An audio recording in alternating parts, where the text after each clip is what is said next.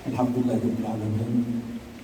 Wassalatu wassalamu ala asyrafil anbiya'i wal mursalin Muhammadin wa ala alihi wa sahbihi ajma'in. Bapak dan ibu yang saya hormati, alhamdulillah kita diberi kesempatan untuk bertemu kembali.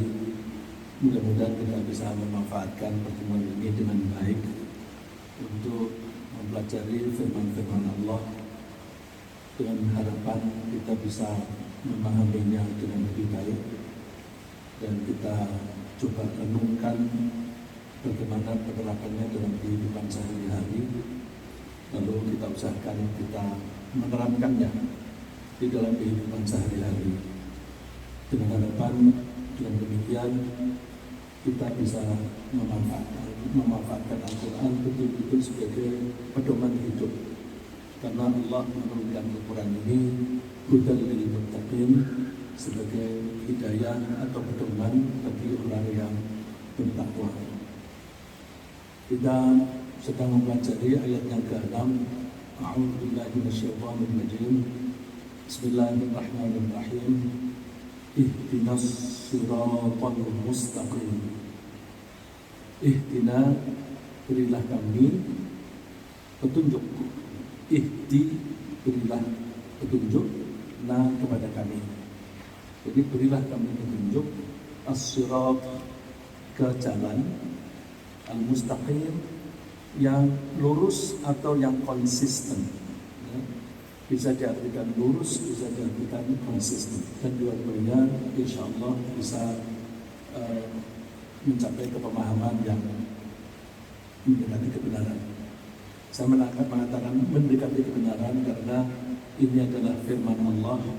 Kita tidak mungkin memahami 100%, tapi kita berusaha memahami sedekat mungkin dengan apa yang dimaksud oleh Allah. Kita perlu mohon petunjuk kepada Allah semacam ini karena kita ingin berbakti kepada Allah dengan cara berbakti yang sebenar-benarnya. Kita tidak berbakti kecuali hanya dengan Allah. Artinya kita memurnikan tujuan hidup kita hanya untuk Allah, yaitu iyyaka na'budu, hanya kepadamu kami mengabdi, atau hanya kepadamu kami beribadah. Nah, memurnikan pengabdian kita kepada Allah itu butuh prosedur yang benar.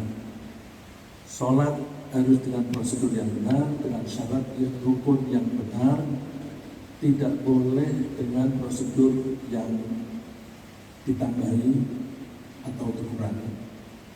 Karena kita ketemu dengan presiden saja harus menggunakan protokol. Kita tidak bisa langsung lompat pagar ketemu presiden. Apalagi ketemu Allah, maka kita mesti menggunakan protokol yang berupa syarat dan rukun. Dan kita menggantungkan diri hanya kepada Allah, wa iyyaka nasta'in. Nah, mengabdi kepada Allah saja dan menggantungkan diri kepada Allah saja itu butuh bimbingan. Kalau kita tidak dibimbing dengan baik, maka kita akan tersesat atau kita berbakti tapi lalu salah.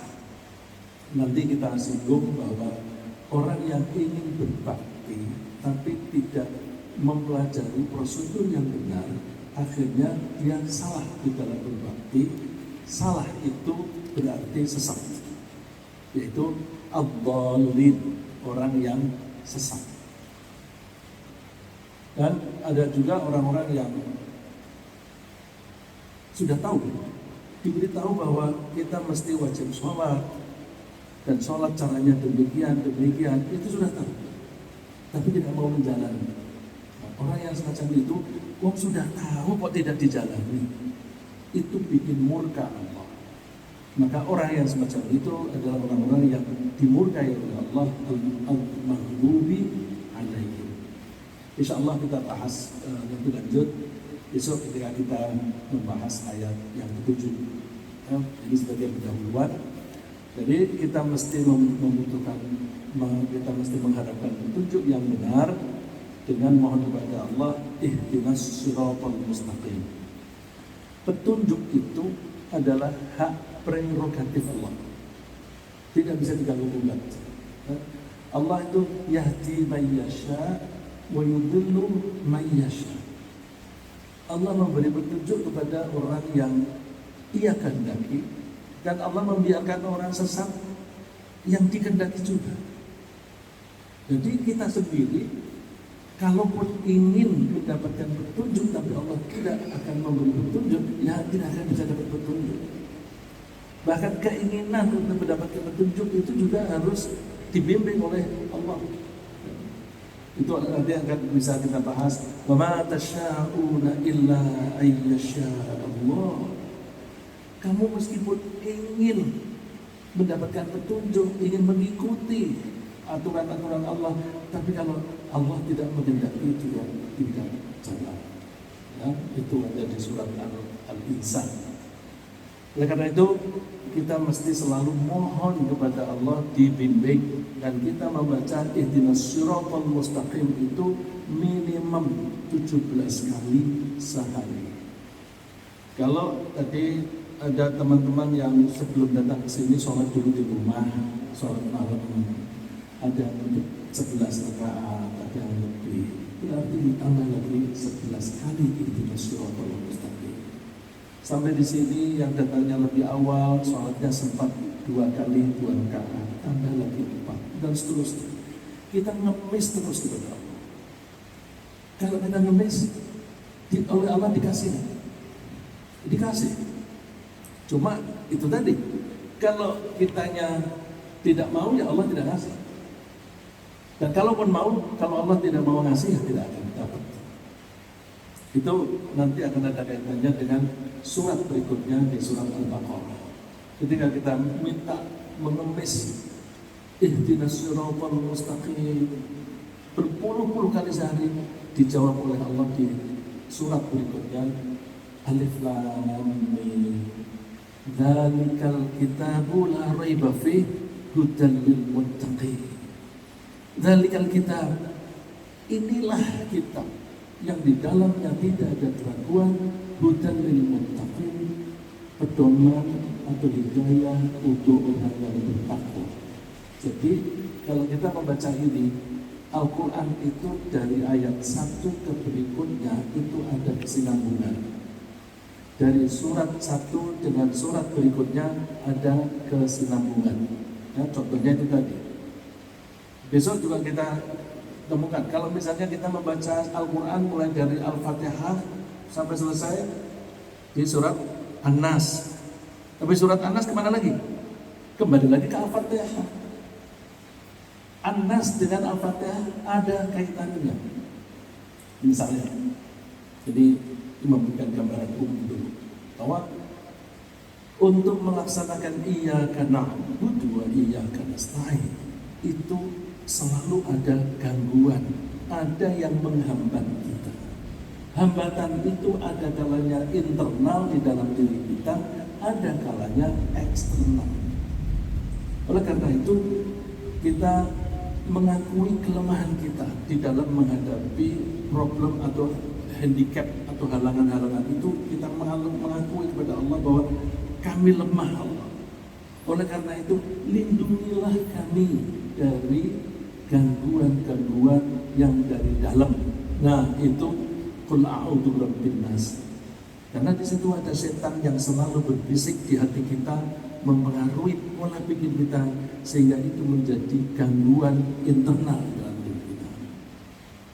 Tapi ada juga gangguan yang dari luar. Misalnya, ya kesempatan ada COVID ini lalu terus masjid diawasi dengan ketat, tidak boleh sholat di masjid. Kita dulu taat, tapi lama-lama kita diberi kelonggaran untuk sholat. Tapi masih ada daerah-daerah lain yang tidak boleh, dikasih surat lagi supaya tidak menjalankan sholat. Nah, ini termasuk hambatan-hambatan yang eksternal. Nah, itu kita mohon perlindungan kepada Allah dengan qul a'udzu birabbil falaq min syarri ma khalaq. Dan seterusnya. Kembali ke ayat ke-6 dari surat Al-Fatihah. kita mohon perlindungan, mohon hidayah dari Allah, tapi Allah mempunyai hak prerogatif. May yahdillahu fahuwal muhtad. Siapapun yang diberi petunjuk kepada Allah, fawal muhtad, maka dia memang betul-betul mendapatkan petunjuk. Karena tidak ada orang yang bisa memberi petunjuk kecuali Allah. Kenapa tidak ada orang yang bisa memberi petunjuk? Karena yang mengetahui kebenaran persis hanya Allah. Bahwa kita nanti kalau setelah meninggal dihidupkan kembali dan kita menghadapi hisab, mungkin masuk surga atau neraka. Yang mengerti proses prosedur itu hanya yang membuatnya, yang membuat Allah. Maka informasi dari pencipta pasti benar. Oleh karena itu, kalau petunjuk itu memang dari Allah, insya Allah pasti pas. Karena petunjuk dari yang membuat, bukan katanya-katanya. Banyak orang menyembah selain Allah, itu hanya katanya-katanya saja. Hanya kata-katanya. Seperti orang-orang yang menyembah berhala ditanya oleh Nabi Ibrahim, apa yang kamu lakukan? Mereka mengatakan, na'budu asnaman fanadhallu laha akifin. Kami menyembah patung-patung ini dan kami menekuni. Ditanya oleh Nabi Ibrahim, hal yasma'unakum, apakah mereka itu bisa mendengar kamu ketika kamu ngomong, atau memberi manfaat atau membahayakan? Mereka hanya jawab, kami mendapatkan cara ini dari nenek moyang. Jadi informasinya hanya kata nenek moyang, kata orang-orang terdahulu dan sebagainya. Jadi kita tidak boleh hanya katanya dari sumber yang tidak jelas. Oleh karena itu kalau kita mohon petunjuk, ya dari yang paling tahu, yaitu Allah. Dan Allah kalau memberi petunjuk, pasti betul-betul orang itu mendapatkan petunjuk. Fahuwal muhtad. Secara bahasa mestinya ini muhtadi, al-muhtadi, karena ada al. Kalau tidak ada al, maka muhtadi. Tapi versi Al-Quran sudah begitu.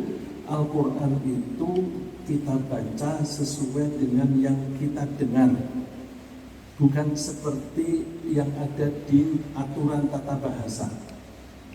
Karena tata bahasa Arab itu dibuat setelah Al-Quran turun, lalu dibuat ilmu menguraikan secara tata bahasa yang dipakai di dalam Al-Quran. Maka tidak pernah ada tata bahasa Arab yang menyalahkan Al-Quran, karena memang pedomannya adalah Al-Quran. Bandingkan dengan sarjana bahasa Indonesia, orang mengatakan terpercaya. Sarjana bahasa Indonesia akan mengatakan salah, itu mestinya terpercaya. Padahal orang pada umumnya bilangnya terpercaya.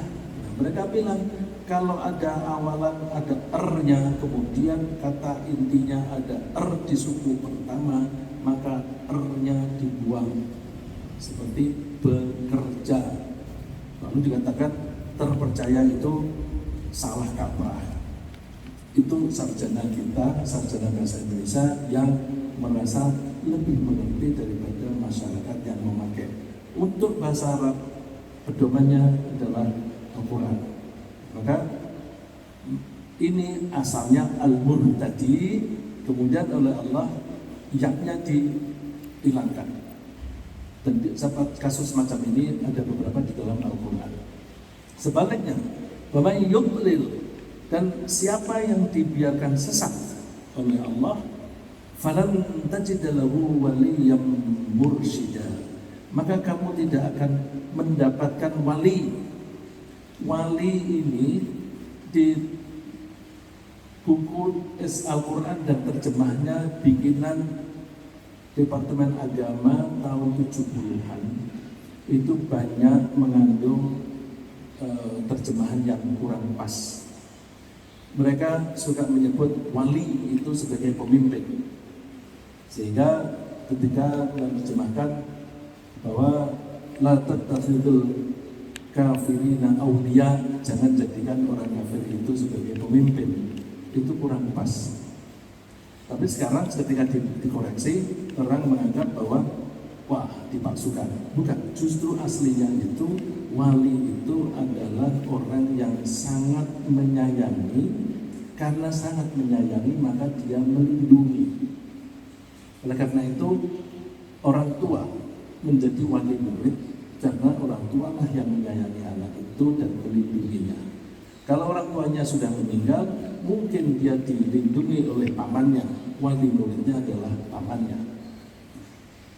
Kalau ada seseorang memimpin suatu daerah, dia harus mencintai rakyatnya dan melindungi rakyatnya.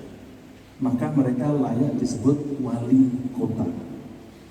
Kalau pemimpin malah memperlakukan rakyatnya dengan tidak baik, maka tidak layak disebut wali. Nah, falam tajid lahu waliya, kamu tidak akan bisa mendapatkan orang yang bisa melindungi kamu, yang menyayangi kamu. Enggak ada selain Allah. Mursyidnya yang memberi petunjuk, karena memang petunjuk itu yang miliki hanya Allah. Petunjuk yang asli, ya. Pemberi petunjuk yang asli, petunjuk yang asli itu hanyalah Allah. Mari kita lihat bagaimana Allah memberi kita petunjuk. Allah ketika memberi petunjuk itu bisa kita uraikan dengan cara yang logis, rasional. Sebelum Allah memberi petunjuk, Allah itu membuat dulu sarananya. Jadi sarannya disiapkan. Ini ketika Nabi Musa ditanya oleh Fir'aun, "Famar rabbukuma ya Musa?" Di surat Thaha ayat sebelum ini. "Famar rabbukuma ya Musa?" Siapa Tuhanmu Musa? Nabi Musa jawabnya, "Rabbuna alladzi a'ta kulla syai'in khalqahu tsumma hada." Tuhan kami adalah yang memberi segala sesuatu kepada makhluknya, kemudian Allah memberi petunjuk. Apa itu? Jadi Allah kalau memberi sesuatu kepada makhluknya, Allah memberi petunjuk bagaimana menggunakan pemberian itu. Contoh yang gampang adalah cicak. Cicak itu nggak pernah diajari oleh orang tuanya.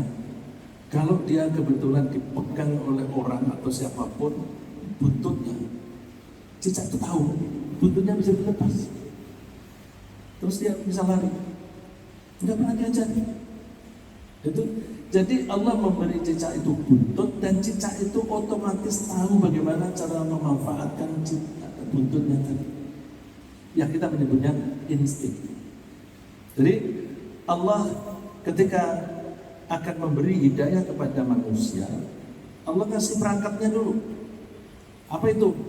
Insting, juga indra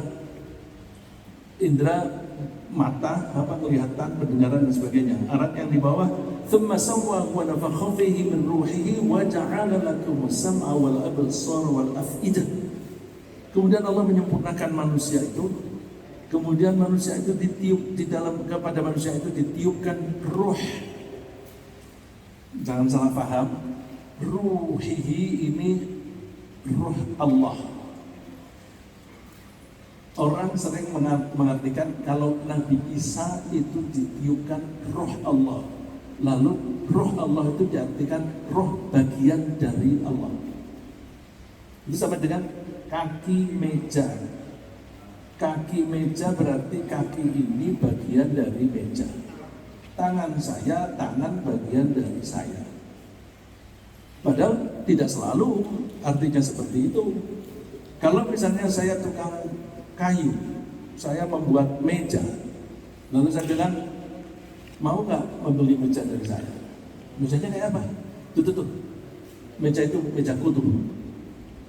Padahal meja itu saya yang membuat, sudah dibeli oleh masjid, tapi saya mengklaim bahwa itu mejaku. Jadi meja itu adalah meja buatanku. Jadi kalau di sini dikatakan Allah meniupkan rohnya kepada manusia, itu artinya meniupkan roh ciptaan Allah.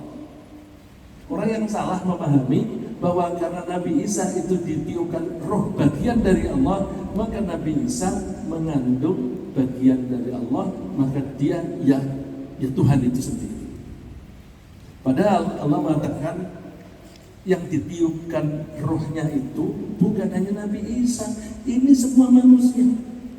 Kalau semua manusia seperti itu, kenapa tidak semua manusia dianggap sebagai Tuhan? Ya, oleh karena itu, min ruhihi itu artinya roh ciptaannya. Wa ja'ala lakumus sam'a wal absara wal afidah. Kemudian Allah membuat pendengaran, penglihatan, dan afidah. Afidah itu seringkali diartikan hati. Kalau dalam bahasa Inggris, hati itu ada heart, ada mind. Heart, ada mind. Kalau heart itu jantung, mind itu kerjanya jantung, kerja secara mental, jadi bisa merasakan sedih dan sebagainya. Nah, afidah itu hati dalam arti fungsinya memahami dan merasakan. Jadi Allah itu sebelum memberi hidayah, manusianya diberi perangkat dulu, diberi insting, diberi indera, supaya bisa menangkap petunjuk. Dan dari situ kita bisa mengetahui bahwa ternyata kita mempelajari ilmu pengetahuan itu melalui pengamatan indera dan insting. Kalau kita tidak bisa melihat atau menangkap dengan indera, maka akan sulit bagi kita untuk mempelajarinya. Seperti misalnya kita mempelajari anatomi manusia, fisik itu bisa kita lihat dengan indera, maka itu gampang. Tapi ketika kita mempelajari roh, sulit karena kita tidak pernah bisa menangkap dengan indera.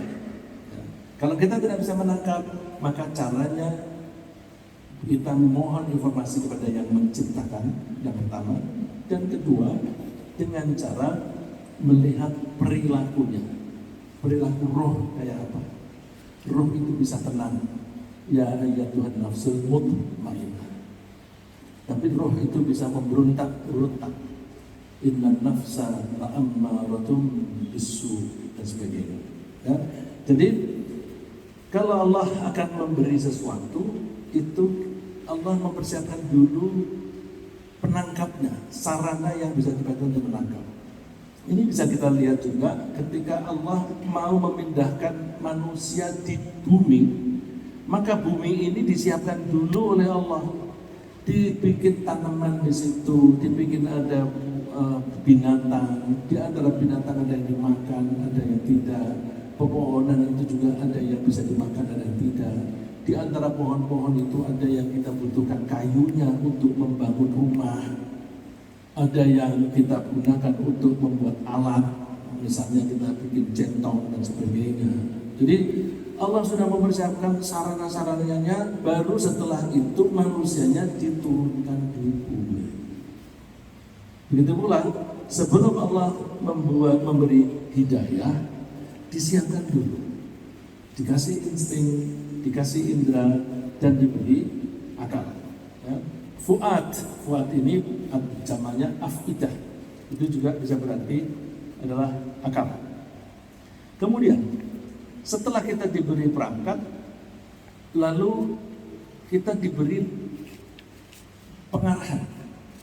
Pengarahan itu dalam bahasa Inggris namanya directives, ya, directives, pengarahan. Apa itu? Al-Quran itu directives. Rasulullah SAW fungsinya juga sebagai directives, sebagai penunjuk arah. Ya kalau kita mau gampang, misalnya, aku mau ke toilet. Kita keluar dari sini, ke depan ada tulisan toilet ke kanan. Panah dengan tulisan toilet itu berarti direktif, pengarahan. Lalu karena kita sudah diberi indera, maka diharapkan dengan melihat itu kita sudah menangkap, oh ini pengarahannya. Kalau aku mau ke toilet ke sana.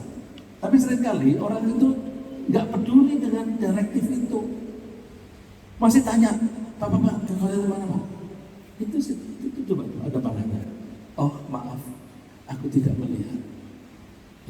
bahwa Allah sudah memberikan direktif, tapi banyak orang tidak peduli. Direktifnya Al-Quran, tapi banyak orang tidak peduli dengan Al-Quran.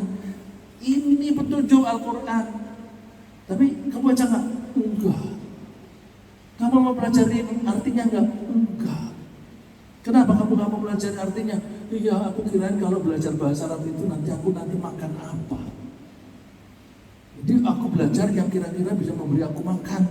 Aku belajar teknologi, aku belajar ini dan itu yang mudah mendapatkan pekerjaan, belajar bahasa Arab. Bahasa dipakai apa? Coba kita lihat orang-orang yang belajarnya bahasa Arab itu mereka sama kelaparan enggak? Enggak tuh. Jadi itu kan hanya takut sendiri aja. Takut sendiri, itu salahnya sendiri. Gitu. Ya, jadi Allah memberikan direktif berupa Al-Quran. Coba ayat ini. Inna hadzal Quran sebelum ya ini bisa tidak? Inna hadzal Quran la yahdi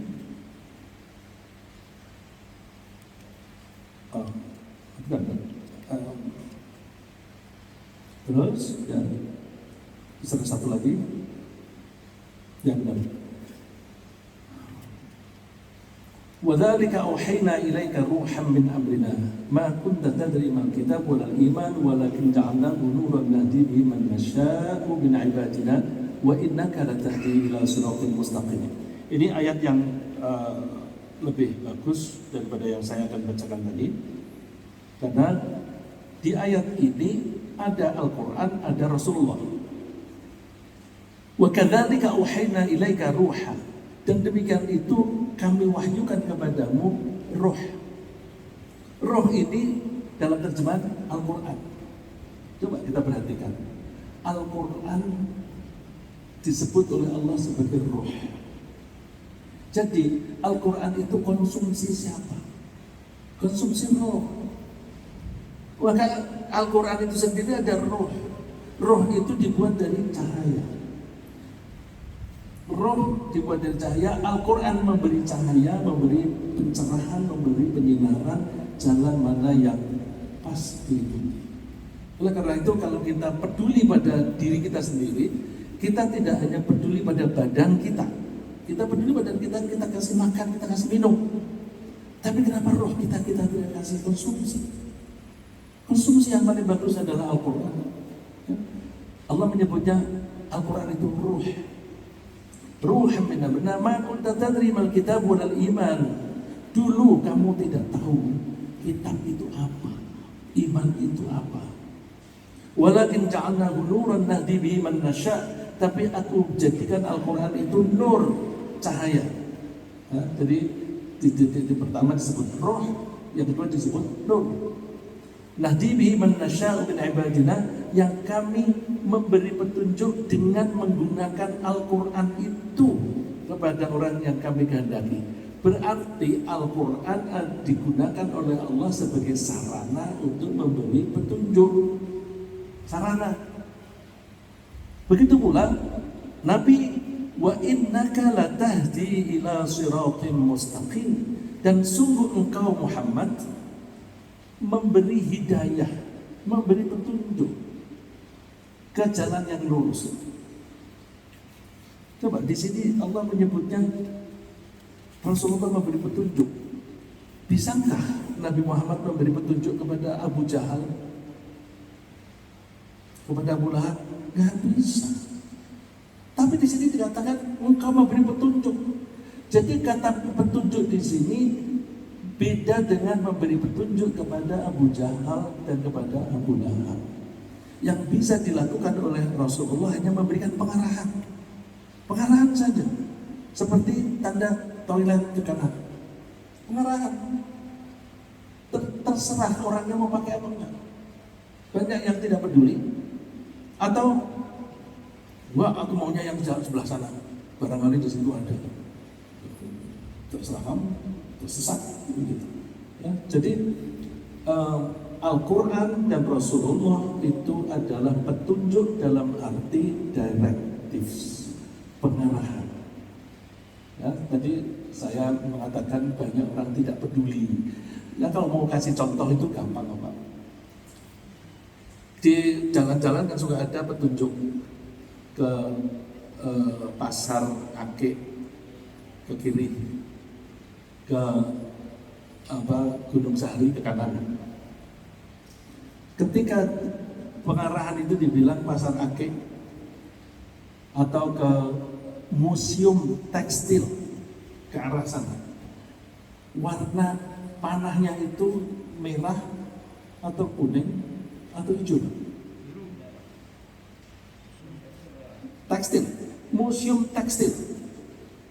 Papannya warnanya apa Pak? Tidak ada yang benar kan? Apa Mas? Kalau Gunung Sahari ke kanan, panahnya warnanya apa? Apa? Biru. Gitu. Ini contoh bahwa itu dipasang di tempat yang gampang kelihatan, tapi banyak orang nggak peduli. Buktinya apa? Suruh nyebut warnanya, masih ragu-ragu. Apa dong? Kalau panah menuju ke museum tekstil, warnanya apa? Ya, nggak pernah lihat kan? Nah, kebanyakan orang begitu, bukan hanya dia. Warnanya coklat Pak. Jadi kalau panah ke arah tempat wisata budaya itu coklat. Tapi kalau ke tempat jalan begitu warnanya hijau. Nah, seperti itu saja kita nggak peduli. Bagaimana dengan Al-Quran? Maka Rasulullah itu mengeluh di surat Al-Furqan itu disebut, wa qala ar-rasulu ya rabbi inna qaumi ittakhadhu hadzal qur'ana mahjura. Rasul Nabi Muhammad maksudnya sallallahu alaihi wasallam berkata, Rabbi Tuhan, inna qaumi sesungguhnya kaumku ittakhadhu hadzal qur'an menjadikan Al-Qur'an ini mahjuran, sesuatu yang tidak dipedulikan. Kita termasuk yang tidak peduli. Ya, alhamdulillah saya senang di masjid ini. Setiap habis subuh, meskipun dari kerja, banyak yang masih tinggal di sini sampai syuruk membaca Al-Quran. Itu peduli. Tapi banyak orang yang nggak peduli. Punya Quran nggak? Punya mushaf. Kita tunjukin masih baru. Sudah dibeli 10 tahun yang lalu, tetap baru. Itu berarti tidak peduli. Oke, yang mau membaca tapi tidak mau mempelajari maknanya, itu termasuk peduli atau kurang? Peduli tapi kurang. Sudah tahu artinya, dipakai Pak? Sudah tahu artinya, tapi nggak dipakai. Iya kurang juga peduli. Maka Rasulullah mengeluh seperti itu tuh pas, pantas. Waqala Rasul, saya kalau baca itu sedih Pak. Wa qala ar-rasul ya rabbi inna qaumi ittakhadhu hadzal qur'ana mahjura. Rasul berkata, Tuhan, kaumku menjadikan Al-Qur'an ini sebagai sesuatu yang tidak disapa. Mahjuro, kalau di orang Jawa Tengah itu suka bilang dicutake. Dicutak itu enggak disapa. Nah, level mahjuro itu bertingkat-tingkat, mulai dari tidak pernah menyentuhnya sampai dengan membukanya tapi tidak hanya sebentar, yang membaca tapi tidak mengerti artinya, dan seterusnya. Idealnya tentu membaca, diingat-ingat, dan kemudian diketahui maknanya, terus diterapkan di dalam kehidupan sehari-hari.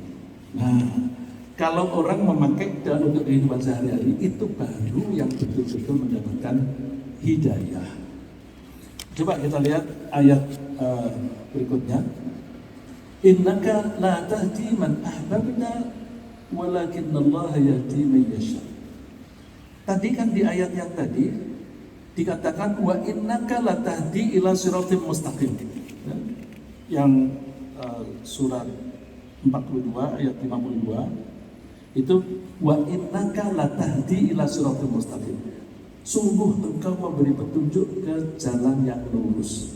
Tetapi di sini Allah mengatakan innaka la tahdi man ahbabta. Engkau tidak bisa memberi petunjuk kepada orang yang kamu cintai. Ini konteksnya Rasulullah ingin Ali bin Abu Thalib, pamannya itu, karena dia orang yang baik dan dia sangat melindungi Rasulullah. Lalu Rasulullah ingin beliau wafat sebelum wafat itu baca syahadat, tapi tetap tidak mau. Lalu Allah mengatakan, innaka la tahdi man ahbabta, kamu tidak bisa memberi petunjuk. Bertentangan nggak ini dengan surat 42 ayat 52 tadi? Kedengarannya kan bertentangan. Kalau kita tidak memahami, kita menganggap ini Quran ini gimana sih? Di situ dikatakan memberi petunjuk, di sini dikatakan tidak bisa memberi petunjuk. Begini, pengertian hidayah itu beda-beda. Ya, hidayah di sini itu artinya merasa cocok di hati. Begitu membaca Al-Quran, cocoknya. Nah, kalau kita mau ngetes, aku ini mendapat hidayah apa? Kita karena dulu mulai dari kecil belajar ilmu pengetahuan itu secara sekuler, tidak mengaitkan ilmu fisika, ilmu biologi, ilmu kimia dengan kekuasaan Allah.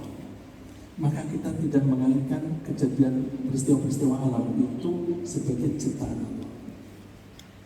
Terus ketika kita belajar Al-Quran, semua perilaku alam ini dikaitkan dengan penciptanya. Misalnya di surat Fatir, Alhamdulillahi fatiris samawati wal ardi ja'ilal malaikati rusulan uli ajnihah. Segala puji bagi Allah yang telah menciptakan langit dan bumi dan yang menjadikan malaikat punya sayap 22, 33, 44. Dan Allah menambah makhluknya seperti yang Dia kehendaki. Jadi langit bumi itu dikaitkan dengan penciptanya. Dan Allah menyebutkan di situ bahwa Allah menambah makhluknya seperti yang dikehendaki. Dulu virus ini tidak ada, sekarang ada. Berarti ada tambahan makhluk. Jadi ketika Allah menambah makhluk itu bisa makhluk yang sejenis. Setiap hari Allah menciptakan manusia, lahirnya bayinya.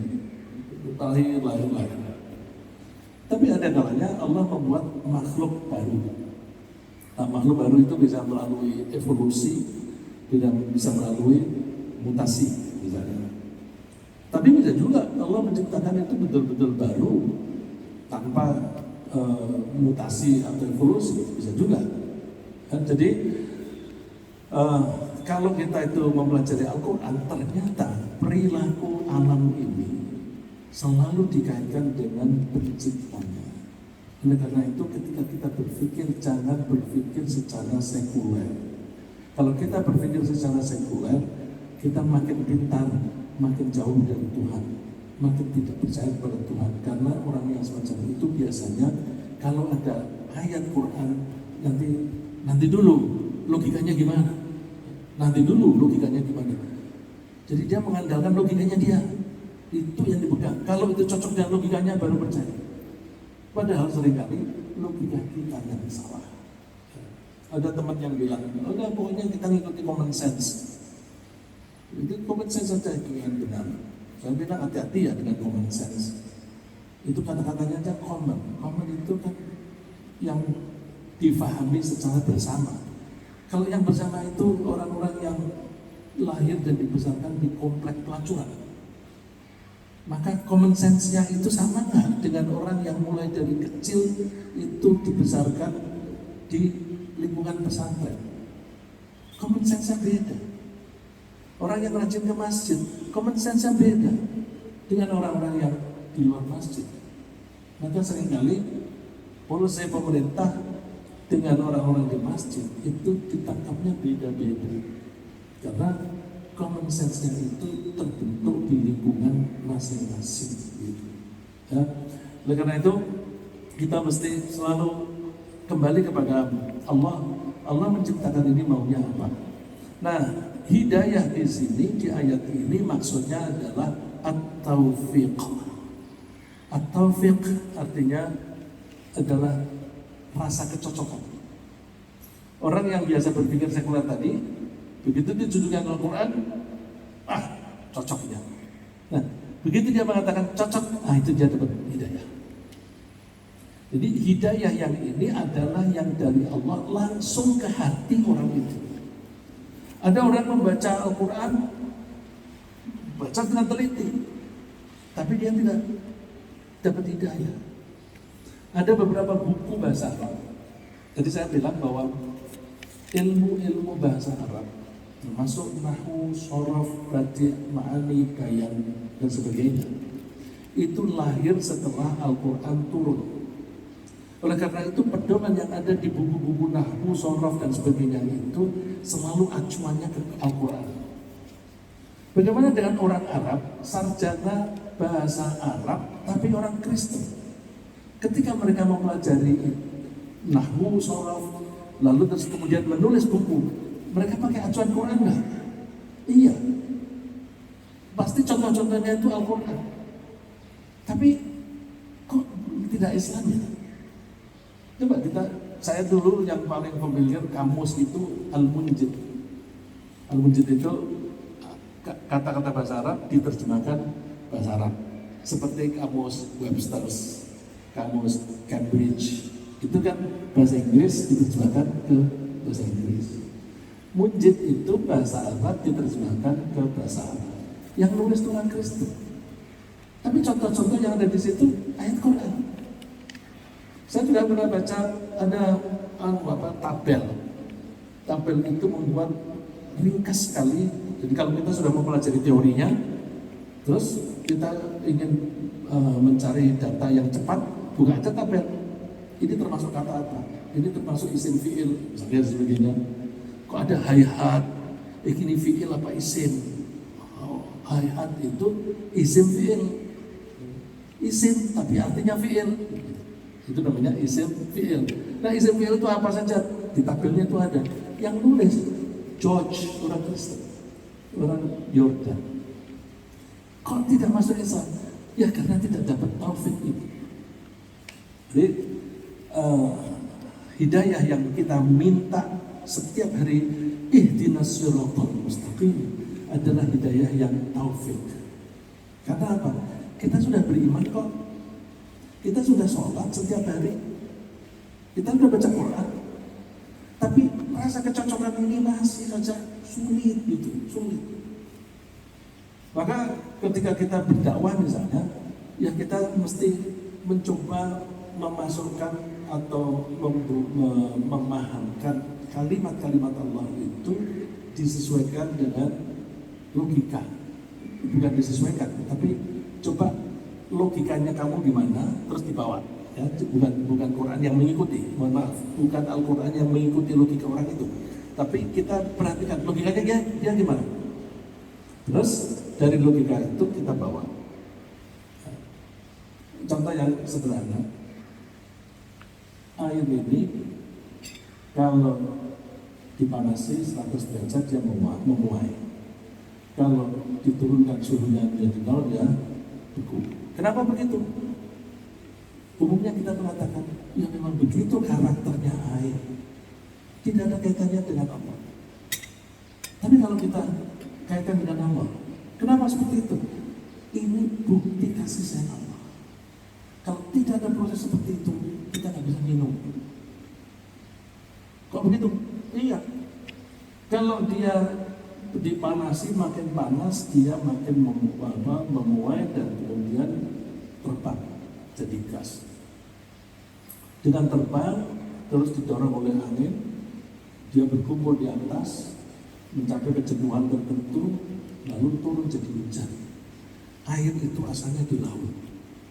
Kemudian kita nggak usah pergi ke laut, cukup di sini. Dan ketika datang di sini, airnya sudah segar, tidak asin. Yang mendestilasi siapa? Allah. Allah yang mendestilasi. Karena kalau kita minum air laut, bukan makin hilang haus kita, justru bisa dehidrasi. Minum tapi dehidrasi. Nah itu begitu kasih sayang Allah, maka Allah membuat karakternya air itu seperti itu. Kok membeku? Iya, coba aja lihat. Kalau kita pergi ke tengah Eropa, bagian tengah, itu kan jarang hujan. Terus bagaimana Allah memberi air? gampang kok. Di gunung yang tinggi, yang paling tinggi selalu diselimuti salju. Kok ada saljunya? Ya itu karakter air. Kalau suhunya turun 0, dia menjadi es, jadi salju. Dengan salju itu maka ketika ada matahari, dia akan netes satu tetes, satu tetes, itu mengalir nanti berkumpul jadi satu di sungai. Tanpa ada hujan, tapi sungai mengalir terus. Itu cara Allah menyayangi kita dengan membuat air mendidih ketika 100 derajat dan sebagainya. Jadi kita mesti selalu mengaitkan karakter benda-benda di alam ini dengan penciptanya supaya kita tidak menjadi orang-orang yang sekuler. Saya kira sementara begitu. Mudah-mudahan bermanfaat, dan kalau ada pertanyaan silakan.